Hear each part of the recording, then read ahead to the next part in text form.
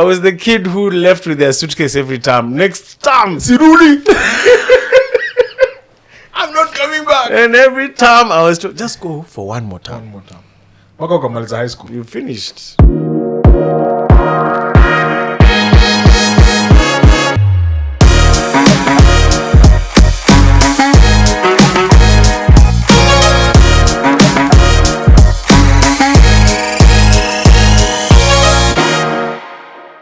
Listen to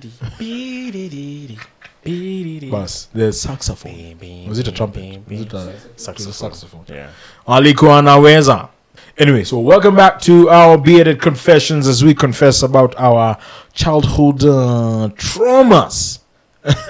Was all gonna skilanga 1 trauma, sunset. 2 trauma, 3 traumas, 4, 5 traumas, 6 traumas, 7 traumas more. And there are more than enough. When we're talking about the days we used to sit on listening to radio, all of us. Yeah. Growing back then felt like a breeze, but there are some things that happened during that time that we had no idea about. That now we are woke. Hey, woke culture. The woke culture. Now we're like, oh, my mama said something that hurt me. We're actually confronting. Now is when we are confronting them. You know, like, okay, so that was something that he or she shouldn't have said, and that is something that I wish And I'd they seen owe then. me an apology or an explanation. As who? We've now actually gotten to that point. But will parents ever Apologize? Yeah. I hope they do. Do you feel like your folks owe you an apology? Certain things, yeah. There are Like certain what? experiences that I went through that I feel they should apologize. Like what? Taking me to that godforsaken high school in Western Kenya when I begged to be transferred. Begged. I was the kid who left with their suitcase every time. Next time, Siruli. I'm not coming back. and every time I was just go for one more time. One more time. Waka ukamaliza high school. You finished. Suffered anyway. No, No, that doesn't really necessarily warrant an apology. Yeah. But there are certain things I feel could have been done better, especially with me being a firstborn. I feel like I was forced to grow up faster, Yeah. and I see my younger siblings going through an easier time, honestly, and speaking in a way that I could not have spoken, Right. expressing themselves in a way that I could not express myself, or if I was to express myself Yeah. the way they do, Yeah. I would be in big trouble. Kibari. In big trouble. As Kibari. Jose Mourinho said, I prefer not to speak because I will be in big trouble. Big trouble. Ile kibari inakukuta. So yeah, there's that aspect. I feel there are certain things that just naturally being the first kid, Firstborns. the alignment that I had to go through. I mean, I'm the Martin Luther, man. Spare the rod. I walked so that these other siblings could fly. I had a dream. And I felt so difficult. It was a difficult time. The walk was So do you feel like they should just call you down and go like, Richie, we are sorry? we're sorry about how we handled certain situations. Yeah. Because you are just a child. Right. I feel that would suffice. Do You can also send me money. That's more important. Piga than mwili anything. pole. Senda massage is a lie. There's something that we were told some time back.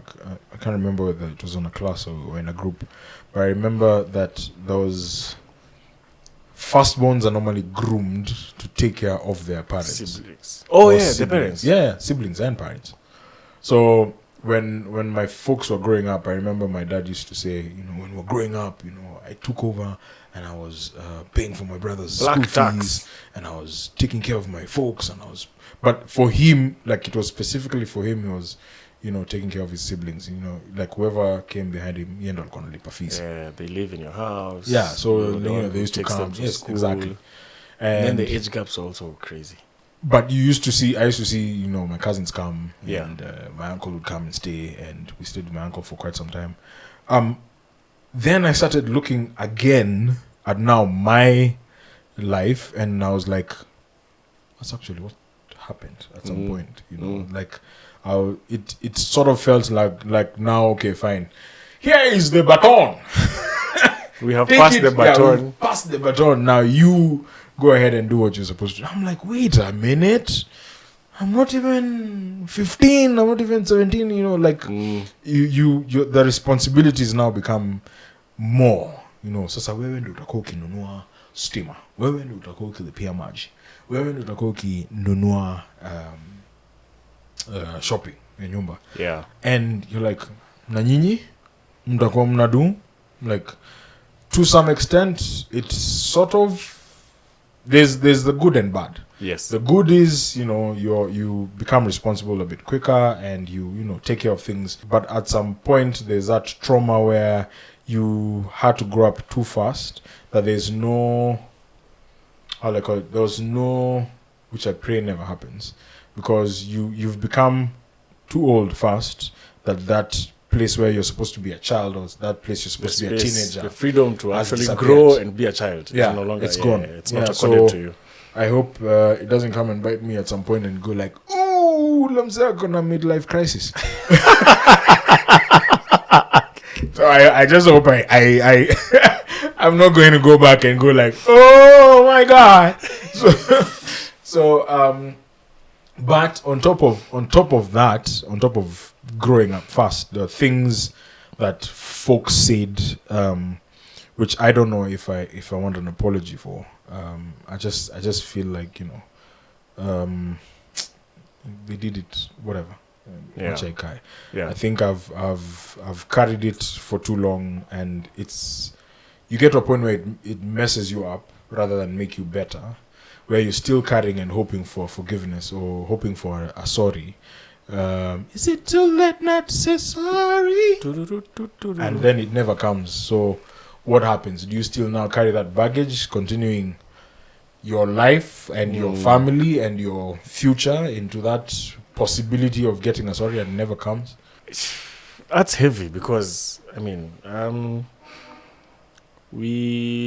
if you've listened to Mr. Morales and the Big Steppers, Kendrick's the latest album, he actually goes at length trying to discuss the issue of trauma in black people, black families especially, and how it affects this current generation, and the need for therapy, the need to have these conversations about trauma. So there's a lot that we can unpack, but I think, well, let's start from this perspective. Do we just throw around the word trauma now because it's easier to mask everything that we're going through, or the situations that are uncomfortable to us? I don't know, that must be trauma. Or they're dealing with trauma. Is it just a buzzword, or do we actually understand what trauma is? I don't think we understand what trauma is, for most. The better part, I feel like there's that part where we actually do use it to put people at arm's length. You know, like just stay away from me and my issues. This is a very traumatic experience for me. I don't want to deal with you know the way they go, I don't want to deal with it now. So please let me just be in my own space and let me do the things I do. And that's where this solo culture has started coming up from. You know, like, no, mimi niko kivyangu, wachana na mimi. Kama mtaki story yangu, nimeenda hivi, si lazima mkam, you know. So True. I feel like that's where we've gotten with trauma. We don't want to talk about it. We don't want to face it. And the things, because we cannot get the apology, we are like, you know, I'm gonna live my life. Has anyone hurt you because of my trauma? No. Have I hurt you because of my trauma? Which tends to happen nowadays, because of our traumas, we had people not knowing the kind of pain we went through. Yeah. And especially our families. We sometimes use trauma as a crutch. Yeah. Many people use trauma as a crutch. One, we probably don't want to face the realities of what we're actually going through. Yeah. Two, we are not having the uncomfortable conversations with ourselves about what needs to change. Yeah. So I'd rather use a blanket statement and use the blanket word trauma to, you know, defend as a defense mechanism, mask my pain, push people away. But the flip side is that people are now more aware of traumatic responses. Yeah. What actually triggers people is out of the trauma that you had when you're growing up, and understanding that trauma is actually not necessarily a negative thing as Yeah. people look at it, Yeah. because they think trauma, that means you have a mental condition, like you're it's bad. difficult, it's bad. No. Acknowledging trauma is like a stepping stone towards getting things right. Yeah. It's not necessarily just a condemnation to, you are damned because you are undergoing trauma or you Yeah. have experienced it. But there's also the element of having more information nowadays. People can easily access information on trauma. People can easily talk to someone about what they're going through, or they have a better understanding. Yeah, we have a better understanding now about what trauma is and what role it has played in our lives. Yeah. But we still have to have those candid conversations about how did we get here? As Franz Fanon, as when did the rain start beating us? So that now brings me to this perspective about our upbringing, especially how our parents did it, because it greatly affects who we are and how we got to where we are as individuals. Do you think you are raised right? It sounds like such a Dr. Phil moment. The hell? Do you think you are raised right? Well, I wish I was in the palace or something. You can't choose. You can't choose. I wish someone I was born with a silver spoon in my mouth. Like I had a butler or something of that sort. There was a point in my life I used to dream that, or rather, I used to wish that my life is actually a dream. Yeah. That I'll wake up. One day you'll wake up and you'll be in a better situation. Yes, like I'm not. than what I'm you're not finding. I'm maybe in a different country, and I used to think that a lot. I used to be like, this is just a dream, right? This is just a dream. I'm going to wake up one day and Is this real life? I am in the US or I'm in the UK or I'm in a better place than this one. The one thing that I know, I used to carry around like my traumatic experience. When I was younger, the word irresponsibility or responsibility, for me, I feel like it's a very heavy word. So responsibility for me means that you've taken the reins and you're taking this horse to the right direction and you're leading it right and you're doing it right. So as a man of the home, you're the provider, you're the protector, you're the priest, you're those things. Right? Yeah. So when I was young, I didn't feel like that was a word that should be loosely used, because as a child, what are you responsible for? Can't think of it. What are you responsible for? Making your bed, that's it. Homework. Like homework. That's not even responsibility. That's a forced labor. Man. You've been told you have to do your homework. Yeah. So anyway, we used to be in a dance group called Incense. Shout out. And so, Cool kids were sitam. if you know, you know. All that sitam slander should be directed towards some cool kids here. The Twitter ban. So we had a rehearsal on a certain day. I think it was a Wednesday, if I'm not wrong. And it was school holidays, and I was supposed to go for rehearsal. So, and on that particular day, I think I had clothes to wash as well. And I was like, if I start washing the clothes now, I'll miss rehearsal or practice. And I think we had something to do on Sunday, if I'm not wrong. So threw my clothes under the bed because I didn't want all that harsh nini.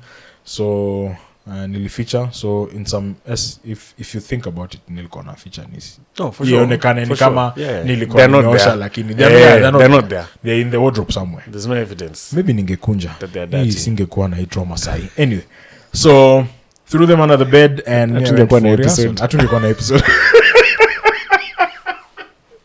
So mi nimerusha, nimetoka, nimeishia, tumefanya rehearsal. I'm happy, that was a space. It was a good day. I used to enjoy myself when we go for dance. Come back home in the evening and who's at the door? My dad. I'm like, oh man, what have we done now? So dad goes like, yo, what did you do? I thought we had talked about this rehearsal thing. Ukai usome nini. Because for him holidays was reading. Time for you to now study. It wasn't about you shift from school to studying at home. And now at least you can plan. You need a timetable. We used to be told. I don't know if you used to do that.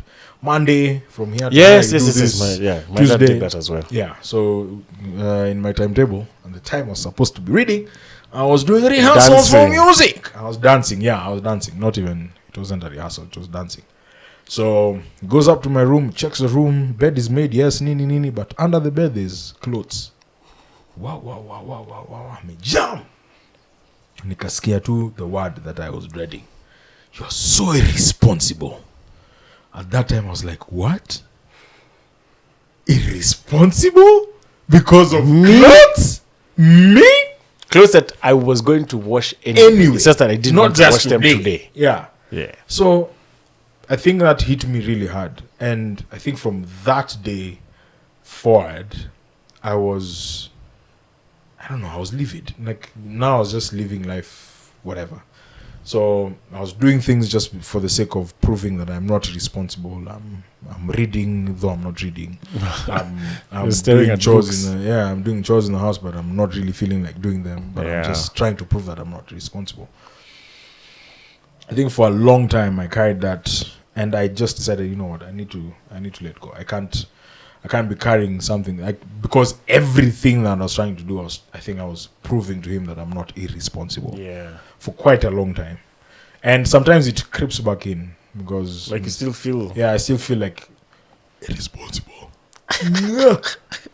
Did you have any things that were said? I don't have a detailed experience like yours, Yeah. but there's always this one word my dad always used to use: carelessness. Anything small happen, that's carelessness.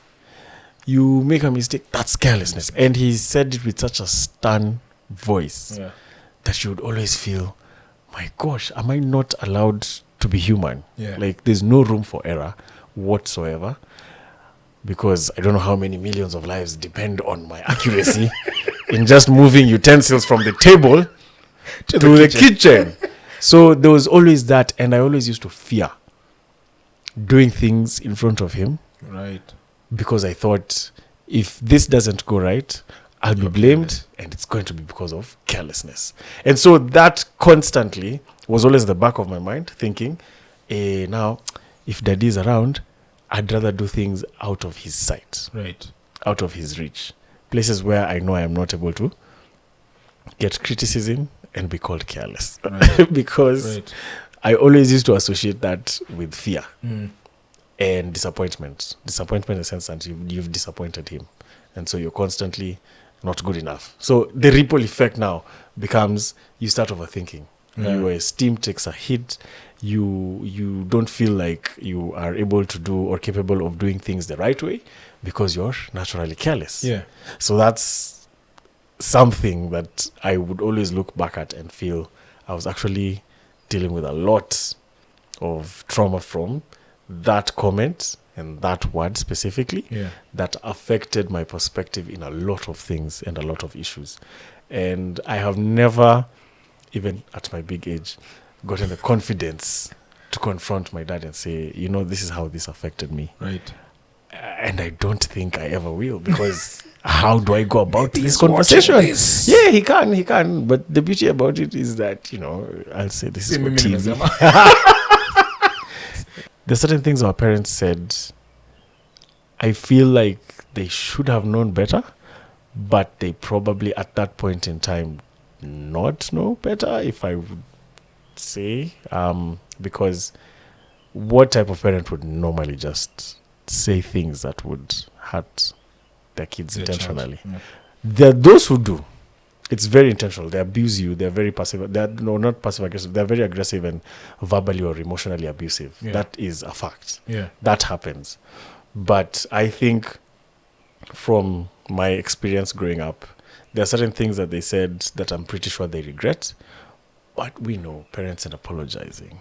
It's a lie. I don't think they got to a point where they came to terms with what they had said and the impact it had in our lives, to a point where they come in and sit you down and say, you know what, I'm sorry I did this. I'm sorry this is what came out of my mouth. I'm sorry this is how this affected your life, and this is how this affected our relationship as a family. So maybe there are parents out there who who are aware doing of this what because they've I love done. you. Yes, they cover it up with the whole, but it's just that I love you. I don't want to see you going astray. Yes. No. There are better ways. There are better ways of dealing with this thing. There are better ways. So I would say, to a certain extent, they know. The type of words that our parents used to hurt us, they know. But are they now at a better place to speak and say, you know what, we messed up? What Of if course they I don't messed know up. They messed up. How do you then address this issue? I Because guess you if carry it's someone it to who, the grave. many people are actually walking around with father wounds and Yeah. mother wounds and Yeah. don't want to talk to their parents. Maybe there should be like a forum where people just come and sit with your folks and just tell them straight up. Like, Izal, I don't know if we can do this, Madam Producer. If we can open this floor for people to just speak with their parents and just be like, yo, mom, you hurt me. Town hall. Yeah, let's have a town hall where you can just be like, Reconciliation. Dad, ile siku uli. And this affects people, especially with education, careers, Yes. and the people they settle with. Because there are statements your folks will make about those 3 areas in your life that will affect you. Let me tell So you, bad. Richards, So bad. there is a time. There is a time. My mom used to compare me to some friends of ours. Yeah. Sorry, mom, if you're watching this, but yes, you did.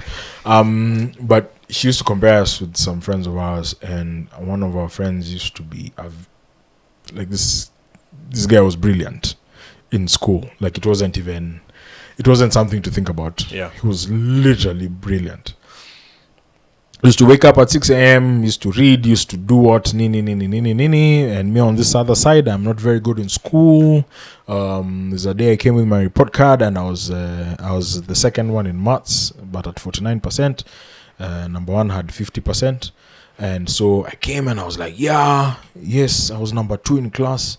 And they were like, who was number 1? I said, some guy. And they were like, what did he get? I was like, 50%. And I had that retort, why weren't you number 1? I was like, nigga. Haven't you seen? Let me tell you, from that day onwards, I never cared about masomo.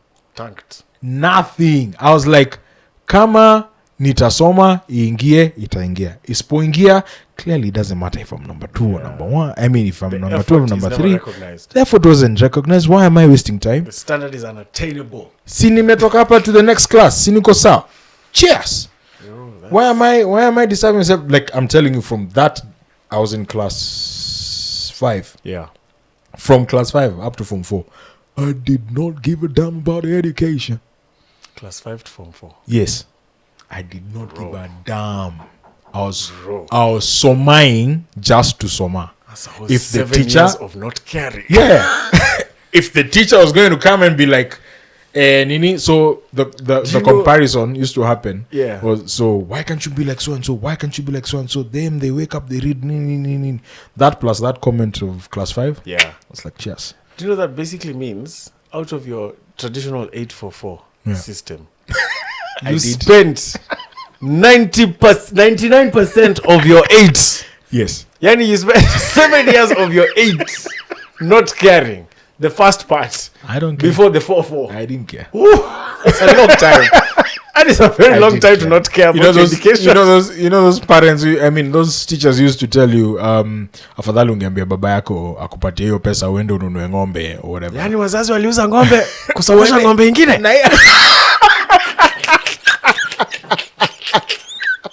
Exactly. What is wrong with you, kijana? Stop wasting your parents' money. You need to read, Mona. You need to care about your education. Yeah. Yeah, but at that time I was just like, you know what? There's no effort being seen. They don't care that I'm number 2. If number 2 is not happy for them, And before that, you had not been performing at I that wasn't level. performing. Yeah, I wasn't performing it. I was like, That makes sense. It makes sense why you would actually feel aggrieved. whatever, man. Whatever. Yeah. I didn't pass my KCP that much, but I wasn't really bad off. At least So I you went was- to high school. Yeah, I did You go to high school. qualified for high school. Did I? I did, I think. Did you go to high school? I did go to In high this school. day and age I of, did. I did. I did Faking go to high degrees. school. No. I did go to high school. I was in Regis Boys. Then after that, I went to Kijabe Boys. Let me tell you guys something. I experienced this and it hurt me a lot. That I saw how my dad used to have a very great relationship with my cousins, and not with me. Right. Like our discussion was centered around school, football. Basically, I was actually trying to think about a third topic, but the third topic came later on in life, like when I was older, like in uni, when our relationship became better. That's when we could talk about more things. But basically, I used to feel, and I remember a time I was crying to my mom and saying, "I just want Daddy to like me and spend time with me the way he spends time with Akina." You know, don't want to mention my cousins so that they start bragging. I feel, It's all in the past, yeah. Y'all ain't that special anymore. We are all equal now. Tunapendwa really. But yeah, I love you all but the yeah, same. so I used to feel like he had a better relationship with certain people other than with me. Yeah. That's what I would have wanted, you know. So that is one thing that made me, even way before I thought I was ever going to be a parent, I decided that I wanted to be best friends with my children, simply because of the experience I had. Right. That I couldn't feel that connection as was portrayed between him and my cousins, or him and, you know, other close family friends. Yeah. And so I was thinking to myself, yet he's actually a very good parent by every sense of the word, in terms of he used to provide. He never neglected us. He always provided, always there for us, was very interested. But I think it's just his response to your own child that was a bit harsh. And maybe there was the comfort of someone else's child. So I think that, for me, is something that has influenced as a parent, going into parenthood and thinking about parenting. Never give your children any reason to doubt or feel your love second best. Yeah. When it comes to affection. Yeah. I think that is mine. That is mine. So provision is something that's big, right? Yeah. In terms of you being the guy. But now I start realizing that, you know, we either focus too much on providing that we forget our responsibilities as fathers, to the extent that, no, I'm doing this for the children, but the connection between you and your child is gone. Yeah. So I made up my mind that even if I'm working, unless I can't help it, like at all, like if I'm doing work, because I work from home, so if I'm doing work and I'm in the house, I either make it a point to, if the workload is not that much, make sure that I can go and check my son if he's okay, you know, at least 10 minutes, bounce, and make sure that by 6 o'clock I'm done. Yeah, so that you... No more working, so enjoy the time with him, Nini, shower him, put him to bed, do like a routine, make sure that, you know, soma the Bible, pray with him, sleep, and so that he knows, you know, that he can count on me for whatever, and that you can actually call me up and tell me, yo, Isao, can we talk, whatever. Just being there, but not just physically, but even emotionally. You know, that every time I'm there, I have to make sure, because I realized those a video that made some rounds where some guy was saying that he had gone to this to the daughter's game. Yeah. This what's it called? Gymnastic games. And they were doing their practice and whatever, and he was on his phone. So his phone died. And what he realized God showing him was the daughter was always looking at him, like for affirmation or whatever. And if it wasn't for the phone dying, he would not have realized that the daughter was looking at him. So when he saw that, he looked around and he saw all the parents on their phones. You know, like, and he was wondering, what if all those children are also trying to look for a connection through just that fact that I'm looking at my dad and I can see my dad is looking at what I'm doing. And so for me, it's the same way. So, and I've realized that happening a couple of times. You're there, I'm in the living room and my son is playing maybe in the corner, and he just turns and looks at me. And when he sees that I'm looking at him, he smiles. And I'm like, that's so comforting for him to know that if whatever is happening over here, he's there. Even if he's seated over there, he's watching me, and it's cool. So I decided to make it a bit more deliberate, that I can be there with him and present for that matter. And I hope I can do that for the rest of his life as well. Yeah, because I'm just trying to look for. There's a lyric J. Cole has about trauma. Yeah, we're coming from a long bloodline of trauma. We're raised by our mamas. Lord, we gotta heal. We're hurting our sisters, the babies as well.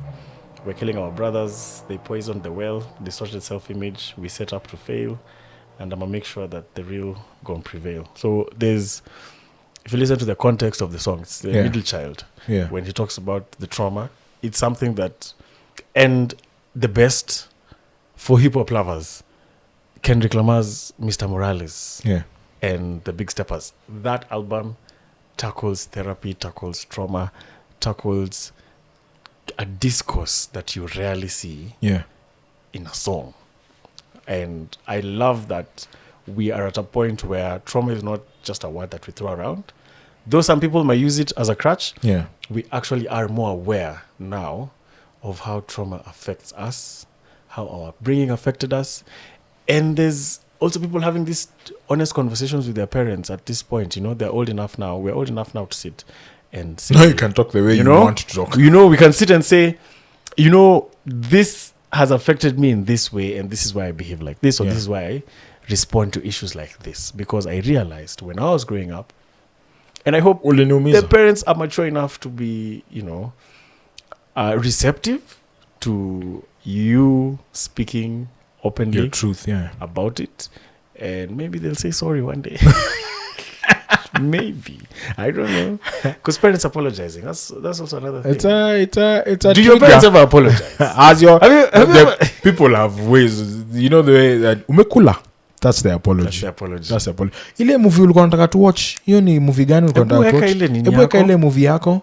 That's an apology, by the way. So maybe we should look for the signs of how they apologize rather than apologizing itself. Like, Richard, I am sorry. But here's what I think: with Gen Zs coming up, parenting is taking a shift. Right. We're going to be put in our place as parents. Right. Proper. Right. I have a feeling. Right. Unless we carry on with that long bloodline of trauma. Yeah. Like J. Cole refers.